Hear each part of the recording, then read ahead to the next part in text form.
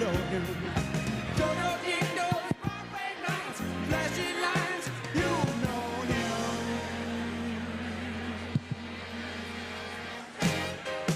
Ever so rarely that man in a million born.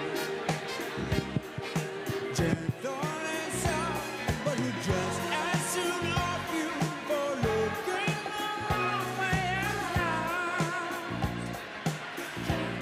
Jojo.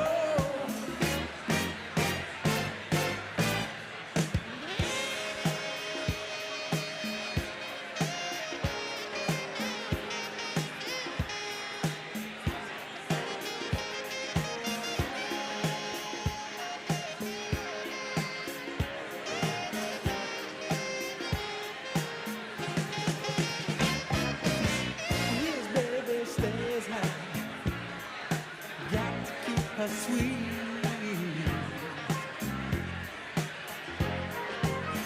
He keep her just right, keeps her on the street.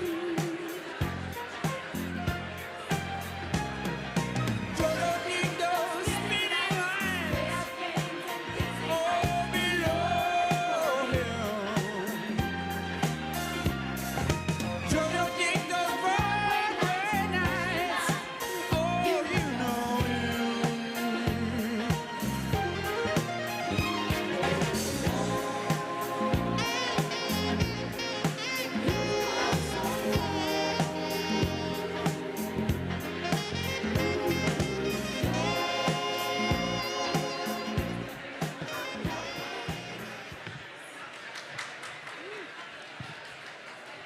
Hello, hello. Good morning. I'll maybe go here, so okay. That was real fast. Thank you. You've all clearly made the right decision. I love that there's folks standing. You read who's on the agenda here, and you're like, those are the folks I need to listen to. You're right about that. It's usually the right way to pick what to attend is who's sitting here and who you're going to hear from. But also this topic, I think, is the right topic. And you'll see that throughout the next few days. I've been seeing it increasingly in my work, this hunger to figure out what the heck are we doing to make sure young people have the work-based learning experiences necessary to launch careers. I mean, this is something folks have been working on. We know the value of internships. We know the value of apprenticeships and all the different modalities of work-based learning. And yet we're not quite delivering it the way that young people need. And now there's increasing angst, right, about how AI might sort of change the nature of the early career labor market. Say, geez, maybe we even need more of that, so the gap is expanding. We need to fill it, but how? And this is a thicket of challenging questions here. It's like, well, is it apprenticeships? You say, yeah, we love them, they're effective, but are they going to remain a niche portion of the options? Should we work through the existing educational institutions in K-12 and higher ed? It's where all the students are. They have buildings, they have public funding, but yet they've been a bit slow to adopt some of the practices which we know are impactful and to make sure that all students have access to them. Should we lean on some of the new providers and intermediaries that have seemingly wildly scalable models? Will they grow fast enough? We know employers are critical. They're a big piece of they're an essential piece of the puzzle. We know that. We've written playbooks on how to engage them as partners in this. But again, some haven't quite figured it out, how to unlock those sort of commercial enterprise scale partnerships to ensure we have the scale for young people to have these opportunities. There's a thicket of hard questions. I think we have the folks to help us both illuminate that thicket and bushwhack through and figure out what's the way forward to make sure that more young people have access to these critical experiences. So I've said these folks made the right decision because you guys are here. I won't make you defend that, but why is this issue the critical issue right now to spend 40 minutes with us? I think it's understating it. I think it's an existential issue for Brian Craig, existential issue for post-secondary education and for the country, quite frankly. AI is in the process of transforming entry-level work. The menial work that most of us probably did in our first job while we learned the ropes and figured out what we were supposed to do, employers aren't going to accept that anymore. They're going to expect that you're going to be using AI to do that menial work. And they'll want their new hires from day one to be doing higher value work, higher value client work, higher value project work, higher value product work. But the problem is, of course, that they're not going to be able to do that higher value work without prior work experience. So I think that in less than 5 years' time, anyone who graduates from whatever level of education, high school, community college, graduate, professional school, without relevant in-field paid work experience is going to be effectively unemployable. And that's a huge problem. Matthew, you threw down the gauntlet to say thicket at least 5 times during this panel. So I would say there's an existential crisis because traditional higher ed institutions are designing around faculty interests, not student needs and employer needs. So we need a fundamental reshaping of traditional higher ed institutions to put students' needs first instead of their faculty interests. And what's the problem that higher ed is facing right now that forces them into this? We've heard why students need it. I mean, we all know the college-going rate is going down. A lot of families are questioning the value of higher ed, so affordability, flexibility, that personalization and connection with career and career outcomes becomes more and more important. So all higher ed institutions are being pushed to respond to that. Okay, so no disagreements brewing there. So what will need to be true in 5 years' time, in 10 years' time, to realize the vision that I think this group collectively holds for education and labor market where students are getting these experiences? Well, I just add that there's no relevant work-based learning experience without a willing participating employer on the other side. You can have, courses that are, addressing in-demand skills. You can have simulations, but unless there's an actual employer on the other end, the problem is, and I talk about this in my most recent book, Apprentice Nation, I begin the book by talking about them as employers, and then I say, well, hold on a second. Most companies don't think of themselves as employers. In fact, if they could get rid of all their employees in a second, they probably would, right? They'd be much more profitable if they could do that.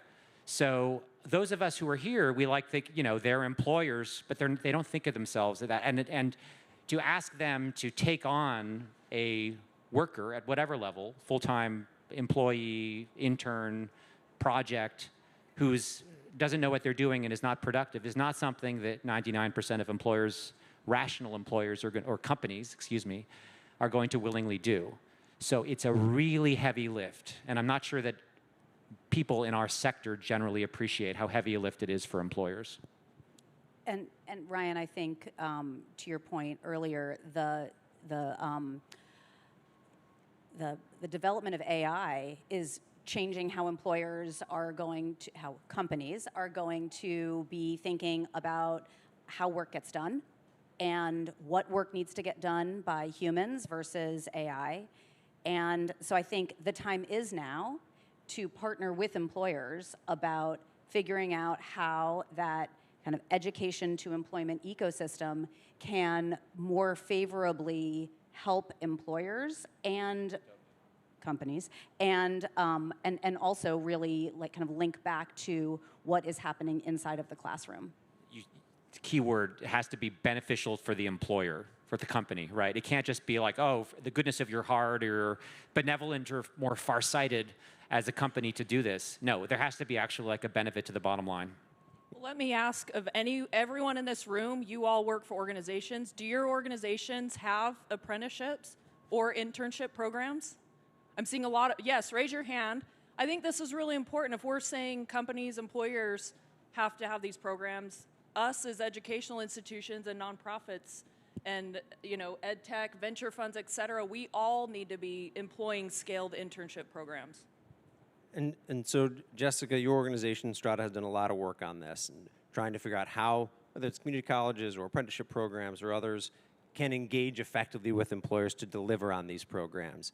What is something that either we have been doing and we just haven't been doing it right and we need to fix, and by fixing it we can unlock more opportunity, or It's actually we need a new aspect of that employer engagement. Because that phrase, if I've said thicket several times today, I've said employer engagement thousands of times in my career, and I'm not sure it's come to much yet.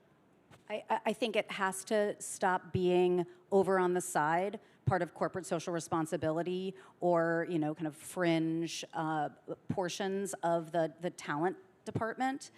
It has to be something that, again, is part of how work gets done.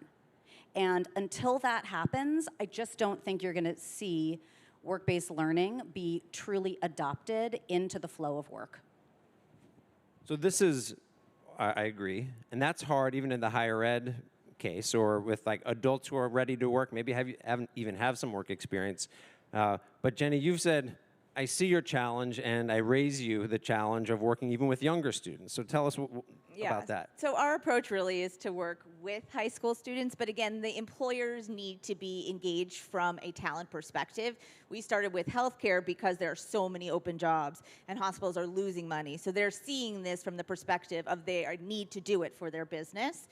But working with high school students is hard. So we wanted them to help co-design the high schools, the curricula, the work-based learning, the pathways, so that they got talent both while they were working in high school through 2 years paid work experience, but that they would be really ready to be in the workforce. You have to make it so that students can really go directly into the workforce and that they're not going to have to upskill, retrain, do all of that when students graduate.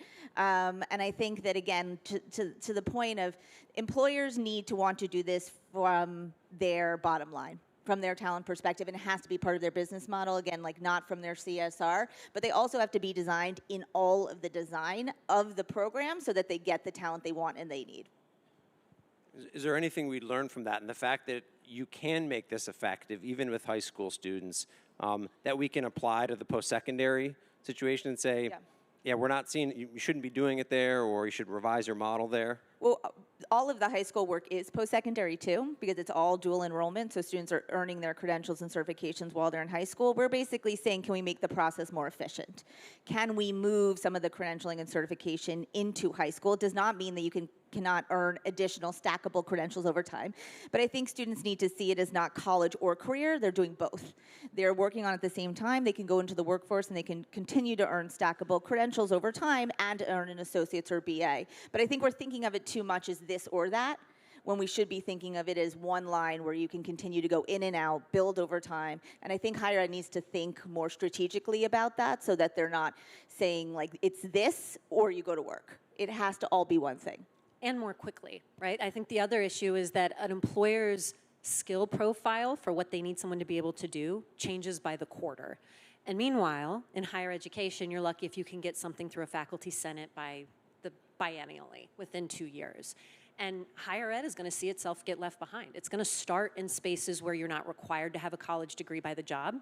That's usually limited to licensed professions, doctors, teachers, nurses, social work. We're going to see a lot of employers say, we're going to do direct to employment. Come to us from the high school, come straight in with us, and we're not going to worry about higher ed. And depending on how desperate the shortages become in these licensed professions, you're going to see what's already starting to happen in places like the teaching profession, where first it was, well, maybe we'll relax certification and allow you to go through alternative certification.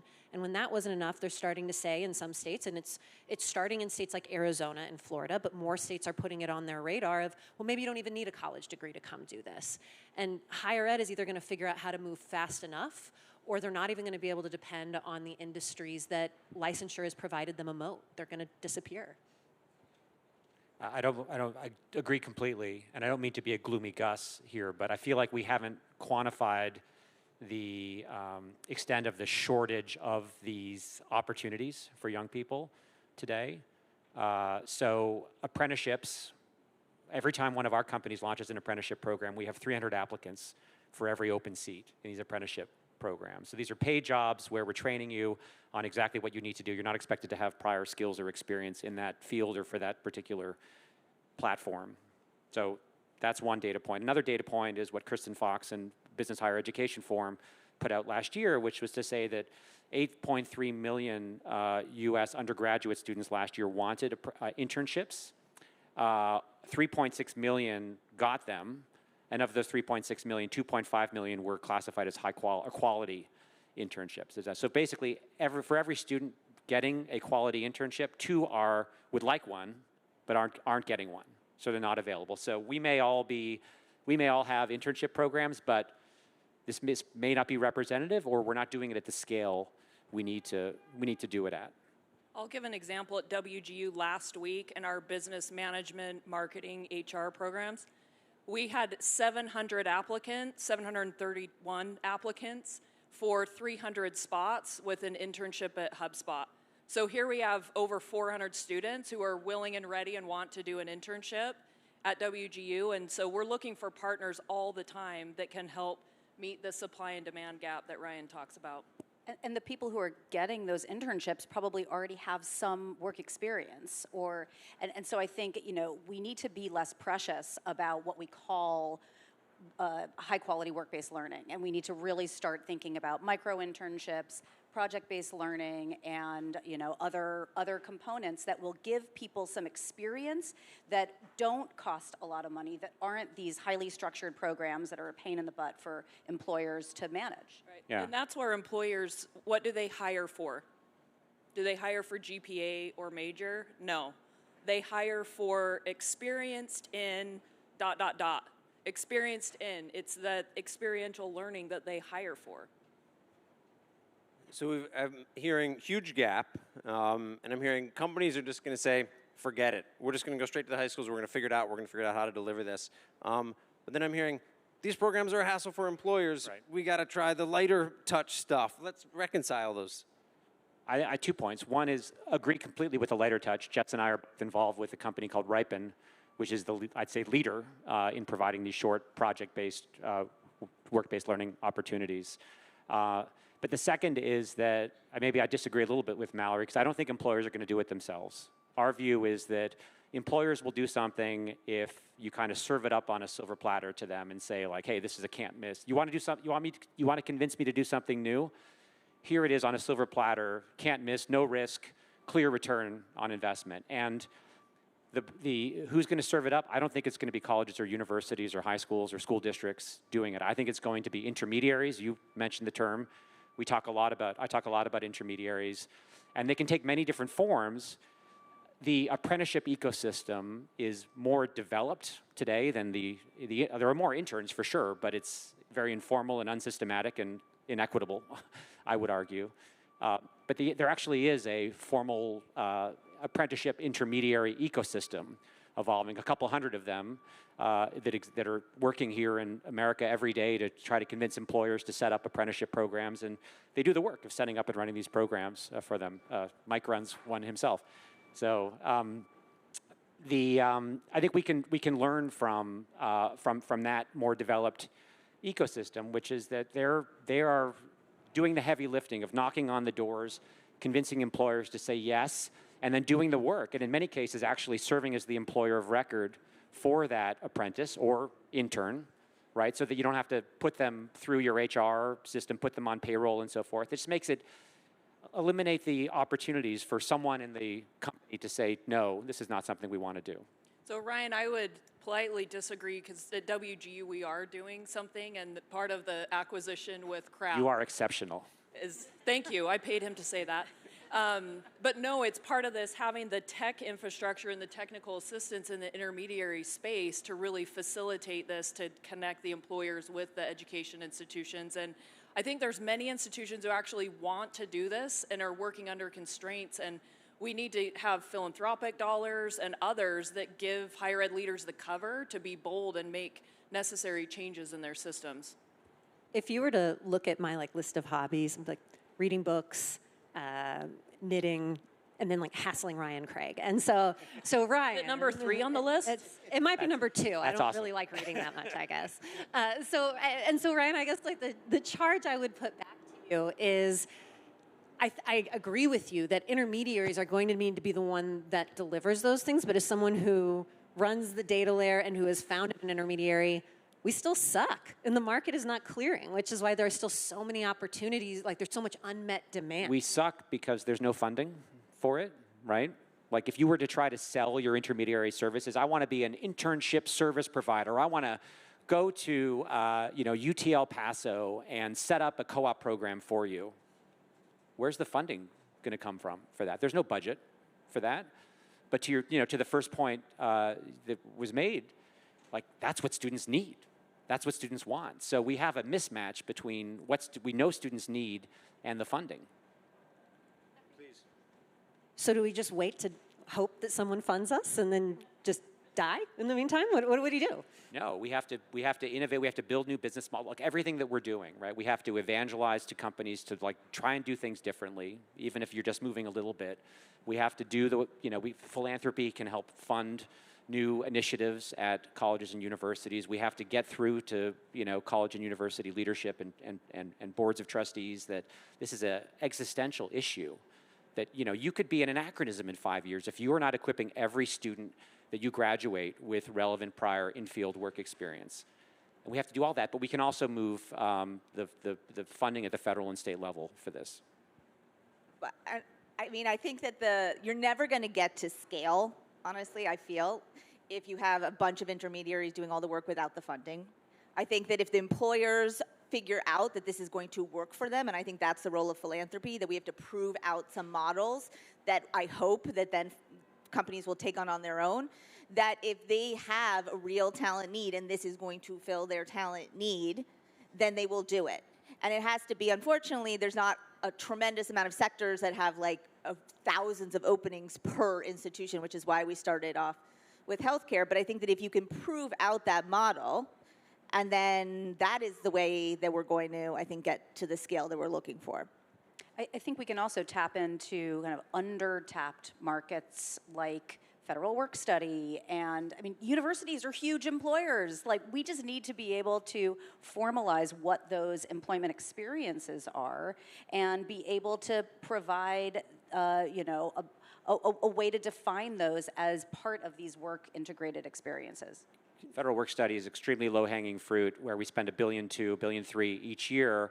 And you may not be aware of this, but we actually incentivize colleges to put students to work in menial on-campus jobs that are unrelated to their future career paths, because the subsidy for those jobs is much higher than it is if you were to send a student off campus to work for a private employer or a nonprofit employer, for that matter.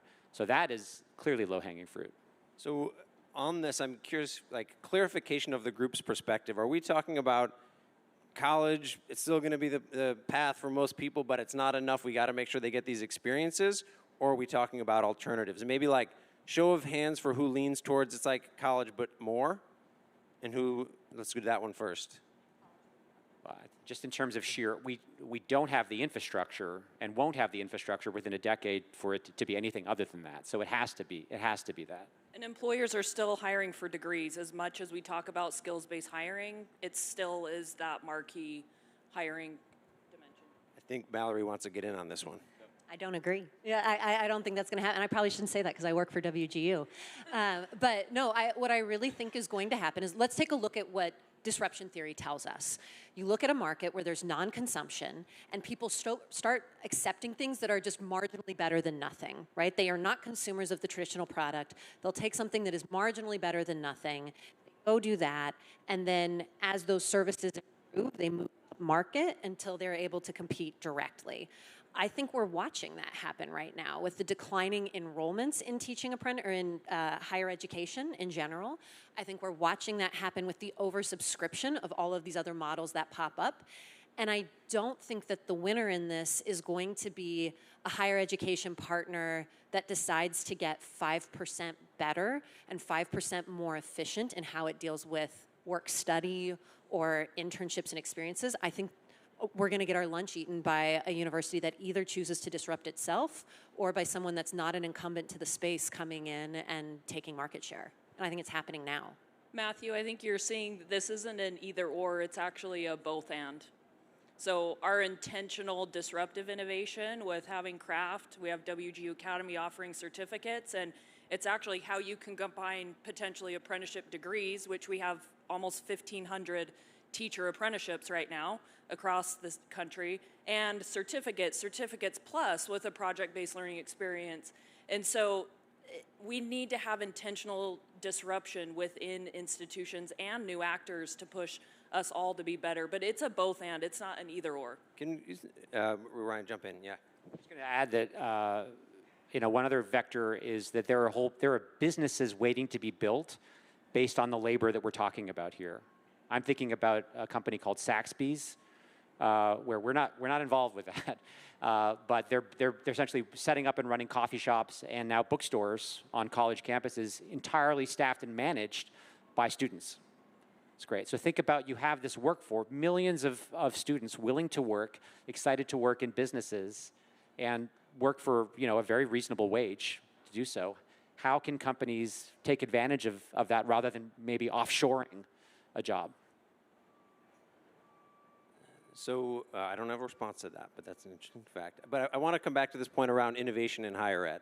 So we've got WGU, which is like new innovative college, saying we got to bring in a newer, even more disruptive version of higher education with craft. But there's some skepticism that higher ed's going to, like, as a field, move towards this. So what is the reasonable game to play in helping higher ed solve this problem? Like, what should we rely on and what should...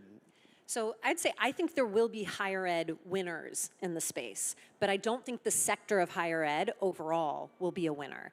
And I think the reason of that, so if you're in higher ed and you're saying, hey, I want to be one of those winners, come call me, because WGU acquired Craft to be a public data utility service that now supports about 20 universities and will support as many that want to. We serve as the TurboTax for apprenticeships and apprenticeship degrees.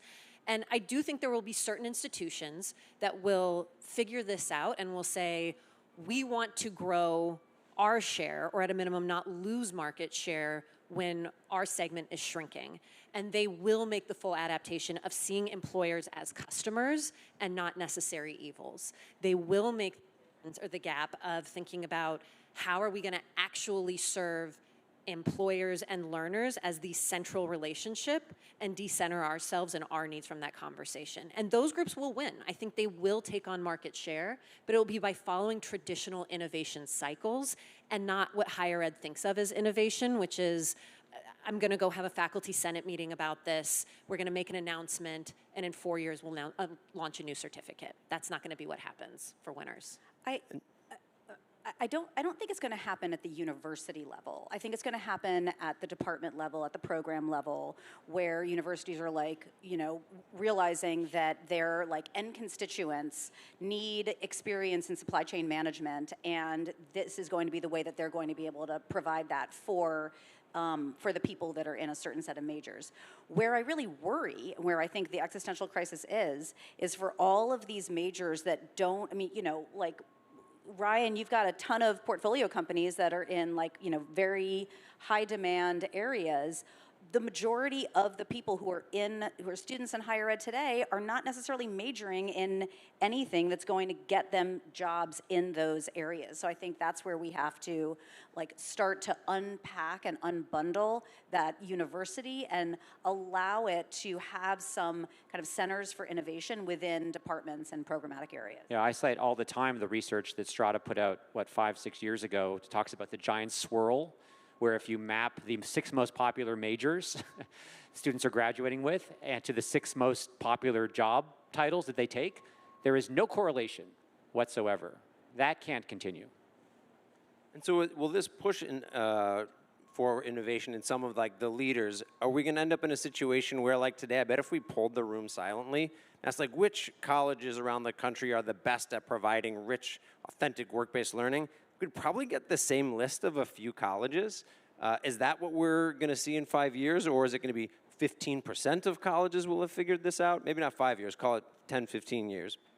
I think that there's no way that hundreds of colleges are going to be able to do this on their own, for the simple reason that JP Morgan Chase isn't going to want to have deep co-op-like relationships with hundreds of universities. You're just not going to do that. So this is a many-to-many problem where we need to aggregate the demand for work-based learning and the supply, and there will be intermediaries who essentially play that role. So we've envisioned the creation of a co-op service provider or internship service provider category, Ripen, is already, and its competitors are already doing that in terms of these online project-based experiences. So we expect to see a robust market in intermediaries that are doing that.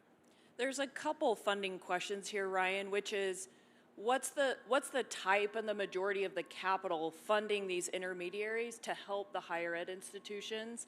And if they're out to have double-digit returns and there isn't some sort of subsidy or impact model with it, it's not going to work. And on the other side, higher education institutions are managing huge deficits, trying to manage a drastically changing federal landscape. And so it's going to be the leaders in the institutions who are able to actually sort of strip away some of the old thinking and figure out how to partner in very cost-effective ways to provide these types of experiences. And that's a tricky act to balance. I think we're going to see U-shaped outcomes. And I exclude from this conversation the top 20 elite colleges, right? The Ivies and the, Caltechs of the world, that their brand is the value prop. For the rest of us, for the remaining 5,500 institutions of higher ed in the country, employability and gainful employment is going to be the thing on which our survival, our ability to survive hinges, and particularly our ROI. For you to get gainfully employed, how much did it cost? And I think we're going to see a bifurcation. If you're going to see a few national leaders come together that can work with national partners like JPMC, like Walmart, like whomever else.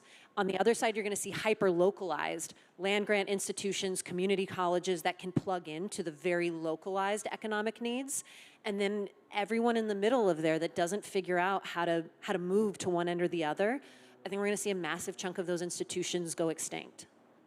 Is there a disconnect or a disagreement? I'm not trying to find disagreement here. It was more fun when you do. Between that vision where the colleges have to figure it out and you end up at this U-shaped distribution, and a situation where they're relying on these internship service providers or intermediaries. So everyone should be able to participate to varying degrees and stay relevant in a skills, based economy. Everyone could stay relevant. Whether or not they'll choose to and whether or not they'll realize it in time is going to be the question, right? It's like we're seeing the meteor head to Earth as dinosaurs, and we're trying to decide if we're going to take it seriously or not.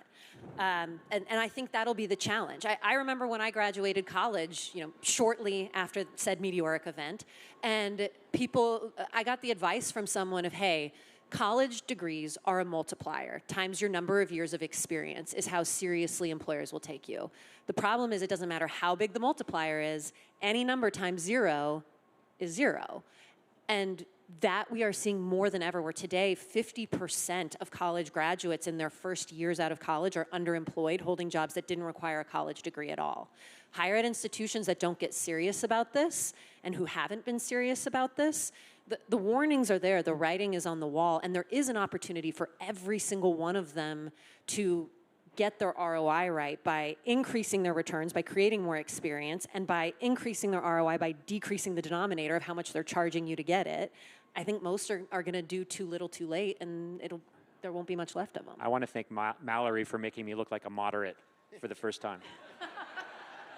Here to help. So I actually just want to note a trend that's happening that I don't think we're talking about enough, which is if you look across the 5 mega universities, WGU, SNHU, ASU Online, UMGC, and Purdue Global, what's happening is 1/4 to 1/3 of our students are voting with their feet, meaning we're having students come to those large online universities that were built for working age adults with 0 credit hours. So students in their 20s who decide not to go to college out of high school go out into the workforce, and they work for several, 5, 10 years, and they realize, I actually need that degree to advance in my company and or upskill. And so that's a major trend that I just want to make note of, that students are voting with their feet and they're going to the large online universities because they need to keep working, they need flexibility, and they want to align what they're learning with their work. So at WGU, it's about how do we more intentionally align the learning and the work and do it in such a way where students can get paid for doing it and get credit for it to advance their own lives and their families' lives. And I think we're not talking a lot about community colleges, but I think they have a huge role to play in this. We're talking a lot about these big, institutions, but community colleges historically have had a very low graduation rate. And a lot of community colleges are realigning their mission with labor market needs in that specific area. And the ones that are really going to win are the ones that are aligning their credential and certification offerings to the big employers in those areas. And I think that is going to be a huge trend going forward as community colleges become more innovative in their approach. I appreciate you bringing that up. I wanted to get there. And I'm going to use it a bit as a segue to bring in policy. We've touched on it. Ryan, you mentioned federal work study. Courtney, you talked about how are we going to fund these intermediaries, which kind of raises a question around public funding, either the state or federal level. But I'm curious, are there particular policies, whether it's reauthorizations of federal acts or new state policy that would either incentivize or enable or mandate some of these work-based learning experiences for students at the 2-year or 4-year level that you would advocate? So for apprenticeships, we are on the verge, I think, of shifting from a bad, ineffective, grant-based funding model to a formula-based funding model, which every other developed country has, which means that every time you hire an apprentice, you get paid, essentially. You get paid for the cost of setting up the program, paid for doing the training, paid maybe as a subsidy for the apprentice wage. That I think we're learning that someone's going to take out the trash here. There's work-based learning happening right over here. On internships, I think it's harder. I think it's harder to. The federal work study can help play some of the role there, but I think I can imagine a world where accreditors take the lead in essentially mandating work-based learning. And then colleges and universities will have to figure out how to rebalance their budgets and programs and rationalize their operations in order to affect it. I think we're also obviously in this time period of gross consolidation of different departments. And I was talking with a colleague at Strata last week about he was seeing some trends within in a couple of states of DOE, DOL, economic development, workforce development departments all getting smushed together. And I think what that creates is more effective kind of thought process on how to deploy the money toward the ultimate outcome. So as opposed to just thinking about the needs of higher ed and just thinking about the needs of workforce development, instead you're really thinking about how these things tie together. So maybe that can be a bright side of this consolidation. The policy Ryan mentioned, I think, needs to be priorities 1, 2, 3, and maybe 4. So he took the good one, but I would put 3 others on there that I think would really round it out. And they would be, first, requiring gainful employment reporting and accountability for all institutions, including nonprofit institutions, where you can't keep drawing funds from the government if you can't demonstrate gainful employment. The second one for me would be opening up more short-term Pell for non-higher ed institutions that can show gainful employment. And then the third piece for me is looking at state and federal governments as just an easy, quick opportunity to set up waivers for institutions that are doing things like the high schools that Jenny's team is working with. If you're trying to set up a high school dual enrollment work-based program, you're now reporting to 3 oversight entities. Your state Perkins reporting, you're reporting to national higher ed accreditors as well as any state licensing boards for the degree program itself, and you're reporting to local workforce boards as a part of the federal workforce system. One of those systems is a headache. 3 doesn't work. That's the nicest thing you can say about it. It doesn't work. And so the third thing we need is opportunities where when you're trying to braid those together, there are waivers in the compliance reporting requirements so that you're not put in an impossible situation. I think those 3 pale to the big one, but they round it out. So I would say, listen, in this room, we probably have a good majority of the nation's leaders who are thinking about this and creating the solutions for work-based learning apprenticeships. So let me pose this question because it speaks to unintended consequences of system-level decisions. Why is it that we as a system paid welders and plumbers to do their apprenticeships, and we did not choose to pay nurses and teachers?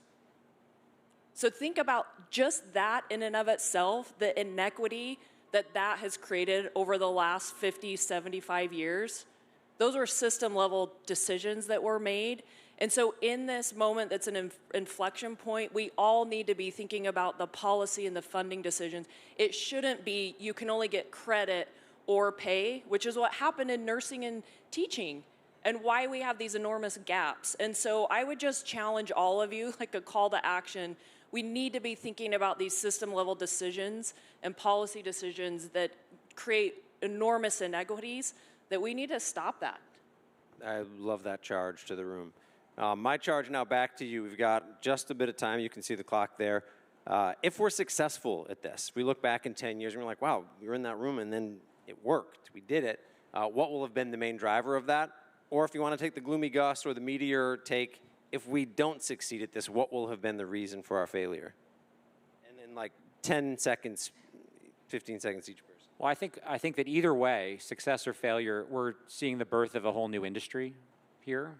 And it's going to take many forms and so forth. I think today this is a panel. In a couple years, this will need to be its own conference, essentially, with almost every thread that we've discussed here today as its own, program track. There's a lot of work to be done here because the stakes are so high. So either way, we're going to see the birth of an industry. Whether we succeed or I don't think it's a binary choice. I think it's a question of how many young Americans get left behind and what the sort of economic, social, and political wreckage is.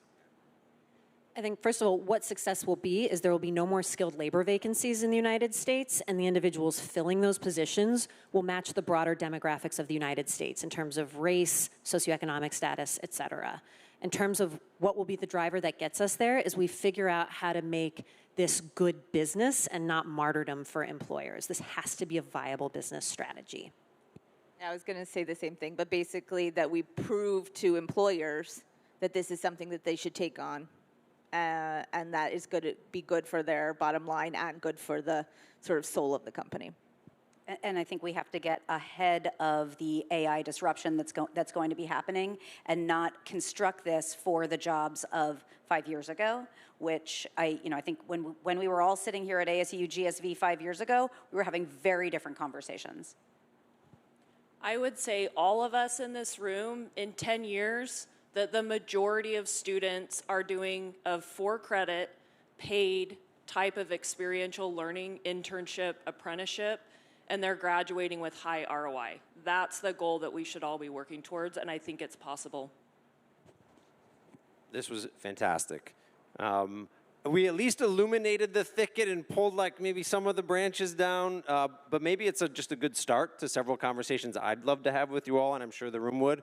I encourage everyone to have that conversation, but to have it just outside those doors in the beautiful courtyard, because I think they have to turn the room over pretty quickly. So let's thank our fabulous panel.